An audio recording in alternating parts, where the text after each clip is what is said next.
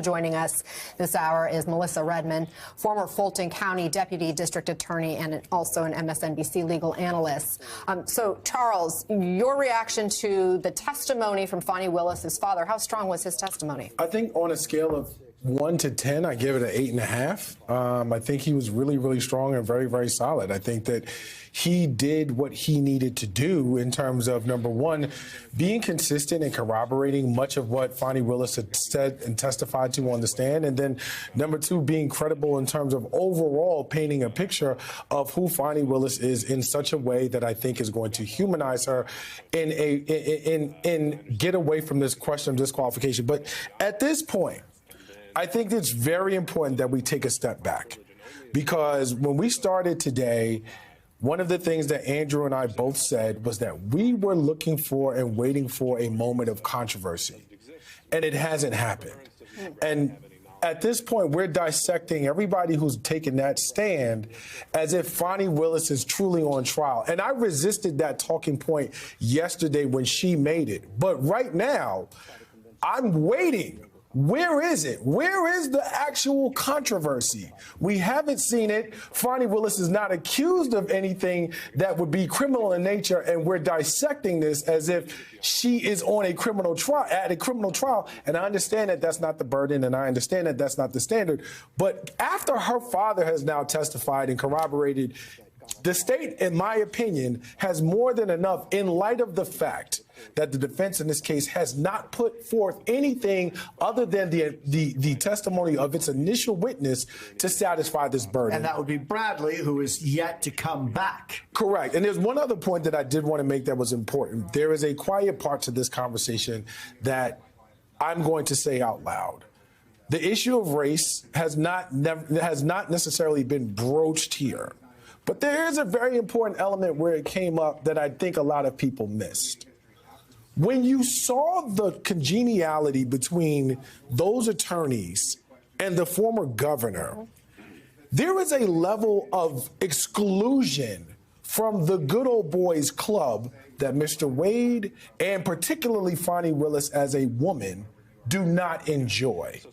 And it's not only because they were adversarial that they're being treated this way by defense attorneys. And every defense attorney, to be fair, has not been overly hostile or rude.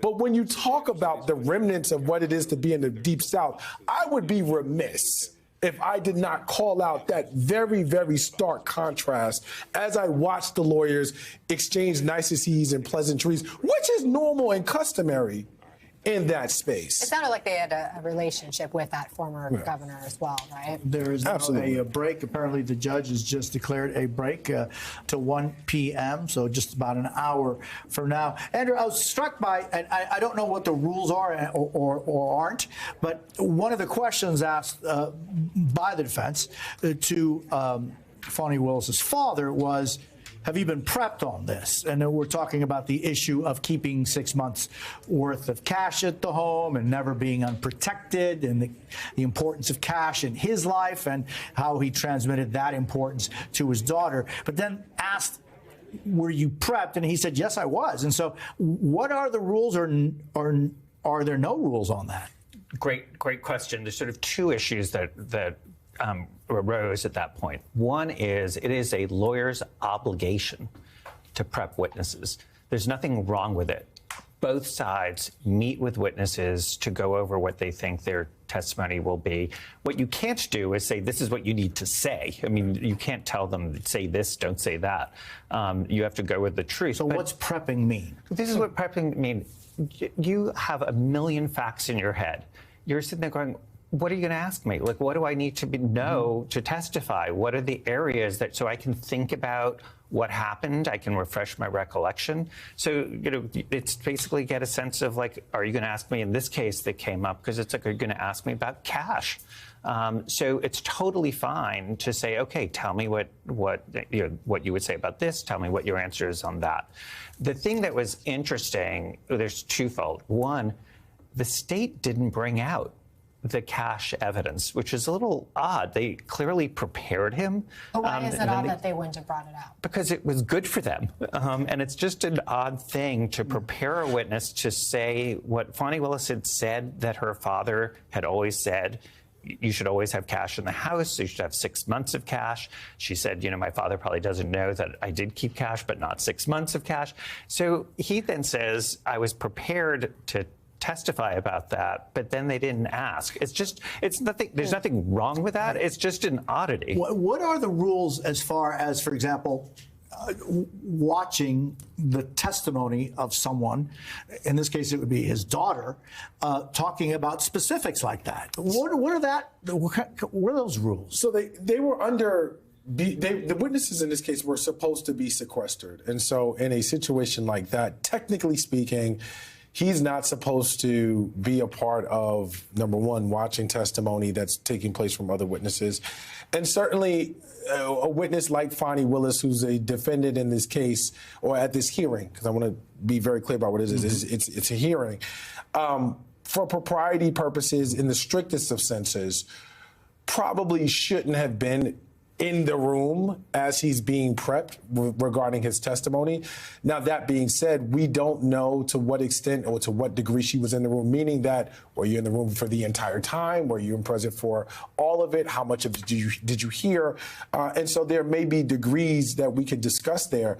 But to out and out say that now that Fani Willis was in the room, that somehow it invalidates or takes away from the credibility of either her testimony or her father's, I think is a reach. You're also talking about a judge. Let's be clear. We're not talking about a jury. Judge McAfee is going to have to make a determination as to the credibility of everyone that he hears. And the fact that she was in the room, he may take that into account. But after hearing both of them testify, I sincerely doubt that he is going to sort of throw out their testimony as a whole because of that. And remember, he testified that he was prepped maybe Wednesday. So this hearing didn't start, this proceeding didn't start till yesterday. So that would have been prior to any witness testimony related to this specific issue of alleged misconduct. But he did see the entirety of her testimony yesterday. Right. And he was honest about that, right? So maybe that perhaps could give him some credibility in the judge's eyes for that reason. I want to bring in Barbara McQuaid, who's also joining us, MSNBC legal analyst and former federal prosecutor, and Melissa Redmond is standing by as well. Barbara, I want to ask you about just what we've heard in its totality this morning from Fani Willis's father, as well as from the former governor, who was the first witness called by the state, who testified that he had been asked initially to be the special prosecutor by Fani Willis for this RICO case, and he turned it down because he was concerned about the safety issues around all of this. How much do you think did this morning's testimony change the dynamics in this hearing? I think today's testimony is important because remember what's at issue here. It's not whether Fani Willis was involved in a relationship. It's not whether she's a good or a bad person. It's not even whether she has ethical issues, which would be for another forum and another time and another place. What's at issue here is whether she has a conflict of interest against these defendants. And the only theory that these defendants would in any way have the right to a fair trial prejudice is if she is acting in a way to maximize her own monetary pay, that this is all an elaborate kickback scheme, that she indicted Donald Trump and his co-defendants because she wanted to keep the spigot of money flowing. And so only for that reason would it be relevant that she hired Nathan Wade, she had a relationship with him, and she was benefiting financially from that. And so this evidence that we heard from the former governor that he turned down this assignment, I think is valuable because it shows that people weren't knocking down her door for this assignment. This is not a plum assignment. This is a hard assignment. And she chose somebody that she thought could do the job when many others were unwilling to do so.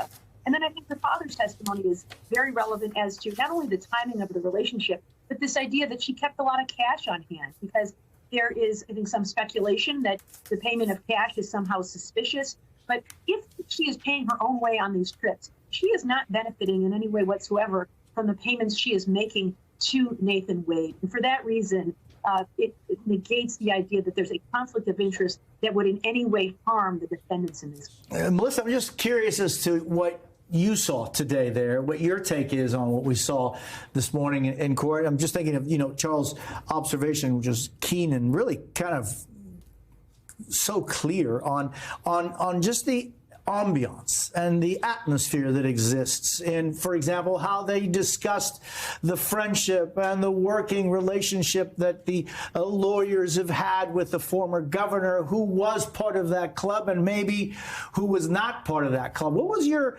take on what you saw there? Well, first, everyone knows Governor Barnes. He's an established figure in the legal community. He's involved in politics. He's kind of all over everywhere. So he's kind of friends with everyone on both sides of the aisle and in both political spectrums. So that in itself didn't bother me. But the point Charles made about being a minority, being a Black woman in these spaces rings very true in the courtroom as well. And again, not by every defense attorney, not by every judge, but it most certainly takes place. And I think that was some of what we saw yesterday with how DA Willis was offended at her integrity being questioned, her intelligence being questioned, her decision-making being questioned. It's something that you may have to deal with that someone else may not have. I'll say it that way. I would say, as far as the presentation of the evidence, it looks to me that the state is sticking with what the legal standard requires, is that there be some showing of personal benefit. With the question of the cash on hand and keeping cash on deck, I absolutely would have asked the witness, if I know I'm prepping the case, I know that my client has said that they reimbursed Mr. Wade with cash. How can we corroborate that? And you would ask those questions of that witness. Do you know anything about this cash? When did you have these conversations? When did you tell her? I also know, based on the audible responses we saw from the defense attorneys yesterday, that they will not pass up the opportunity to ask Mr. Floyd whether or not he had that conversation with his daughter. So even if I don't ask, I know one of them are going to ask, and I already know what the answer is. And perhaps it's better expecting some contradiction for them to receive a corroboration of prior testimony instead. And I suspect that's the reason why they didn't go into it on direct.